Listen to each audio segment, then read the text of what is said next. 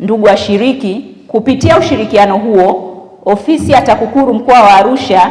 inaahidi kuendelea kutekeleza mikakati mbalimbali ambayo ilifikiwa katika makubaliano hayo. Baadhi ya mikakati hiyo ni kama kutoa elimu na mafunzo kwa viongozi na wanachama wa vyama vya ushirika juu ya namna ya kutambua, kuzuia na kutoa taarifa za vitendo vya rushwa. Ndugu mgeni rasmi, kama ambavyo mnafahamu, taasisi inatambua umuhimu wa vyama vya ushirika, lakini pia inatambua umuhimu wa kutoa mkono wa shirika. Ninaomba nichukue nafasi hii pia kutoa taarifa kwamba mojawapo ya kazi ambayo TAKUKURU mkoa wa Arusha imeifanya kwa kushirikiana na ofisi ya mrajisi wa vyama vya ushirika mkoa wa Arusha ni kama ifuatavyo, kwamba kama sehemu ya utekelezaji wa makubaliano ya ushirikiano yaliyofikiwa na wakuu wa taasisi hizi mbili kama nilivyoeleza hapo awali, ofisi ya TAKUKURU mkoa wa Arusha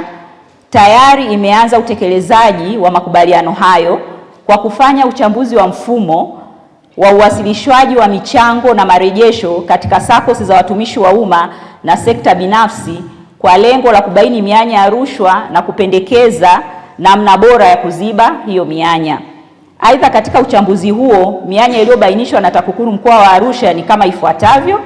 kwamba kulikuwa na scenario ambapo baadhi ya waajiri wanakata fedha za watumishi na kutoziwasilisha SACCOS kinyume na sheria za fedha, hivyo kujitengenezea madeni ya muda mrefu na madeni sugu. Lakini kingine ambacho kilibainika ni kwamba kulikuwa na urasimu katika mfumo wa wasilishaji wa fedha kwenye SACCOS, ambapo baadhi ya SACCOS za watumishi wa halmashauri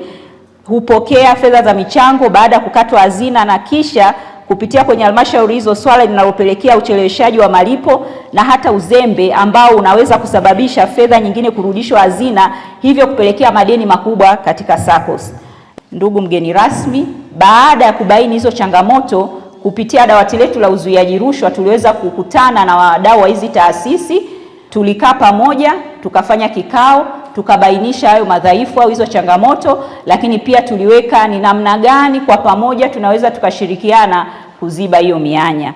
Mojawapo ya maazimio ilikuwa ni kwamba SACCOS zote zenye madeni ambao mwajiri hajawasilisha fedha za makato waandae makubaliano na waajiri ya kuweza kuweka utaratibu wa kulipa madeni hayo, na ni commitment ya taasisi ya TAKUKURU kuendelea kufuatilia ili kuhakikisha kwamba madeni haya yanaweza kulipwa. Lakini pia SACCOS zote binafsi zimeshauriwa kubadili mfumo wa uwasilishaji wa fedha kutoka kwa mwajiri, ambapo kila mtumishi alipwe mshahara wake bila kukatwa, wanachama wajaze makubaliano na benki husika, na kisha hiyo mishahara iweze kufanywa na benki moja kwa moja. Hii itaondoa ule mwanya ambayo unampa mwajiri loophole ya kubaki na michango ya wanachama. Lakini mwisho, SACCOS zote zihamie katika utaratibu wa hazina kuwasilisha fedha za makato moja kwa moja kwenye SACCOS, kama ambavyo kuna baadhi ya SACCOS wamefanya. Tuna mfano wa Arusha Teachers SACCOS kwamba badala ya kuziwasilisha hizo fedha halmashauri, wamefanya